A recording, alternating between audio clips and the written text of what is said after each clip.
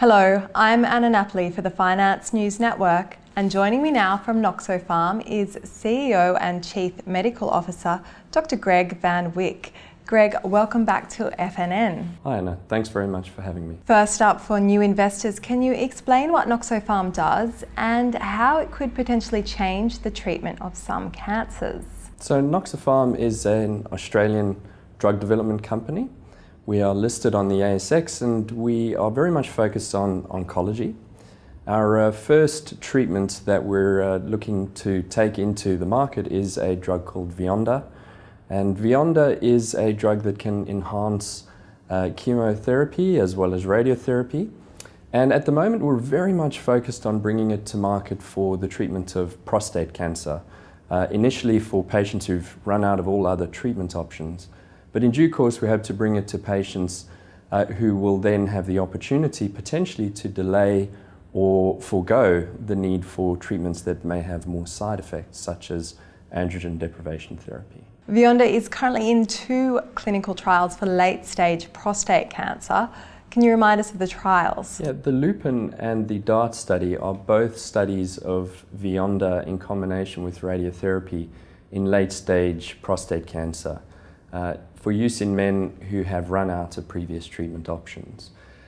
Both explore the concept that Vyondar may enhance radiotherapy's effect in these patients, but the Lupin study uses an intravenous dose of radiotherapy that really seeks out all, if not most, of the tumours in the body, whereas DART uses an external source of radiotherapy to really zone in on one tumour in the body. The Lupin study is being run here in Sydney at St Vincent's Hospital under the leadership of Professor Louise Emmett, and DART study is a Noxopharm-led study. What results have you seen, and can you add some context to those results? To date, we've had 70 patients treated with Vyondar in our clinical program, and so far Vyondar's proven to have a very good tolerability profile as well as safety profile.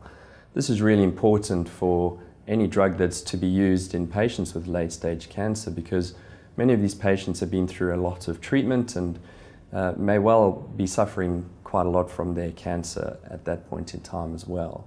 In the DART study, we've already released earlier this month the 12-week follow-up results for the first 12 patients, and we're very encouraged with the responses that we saw. So 1 in 3 patients had a 50% reduction from baseline in their PSA, which is a good and well-accepted measure of response of the tumours in prostate cancer trials.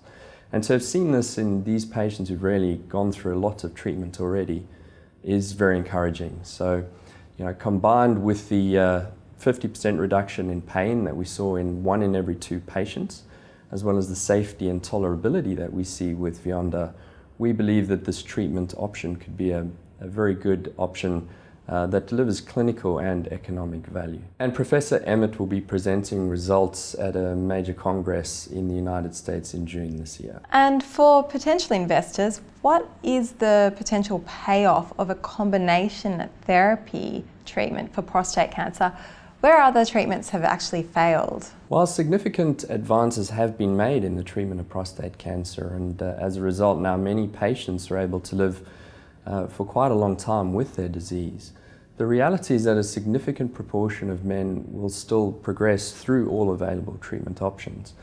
The result, unfortunately, being that in 2018, over 3,500 Australian men lost their lives to prostate cancer. So there is a need for more treatment options in this setting.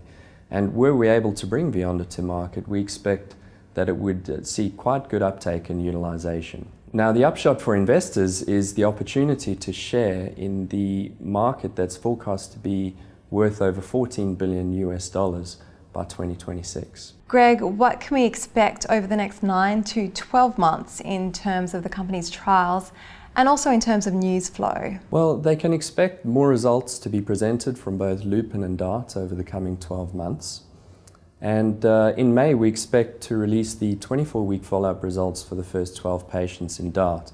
This will give us our first really good indication of durability of treatment effect. then we're excited to present results for all 24 patients in the DART study at a major congress in Q1 of 2020. And as I mentioned previously, Professor Emmett will be presenting results from Lupin in June this year, and that should be the first of a number of data disclosures that will flow over the next 12 months. Greg van Wyk, thank you for the update. Thanks again, Anna.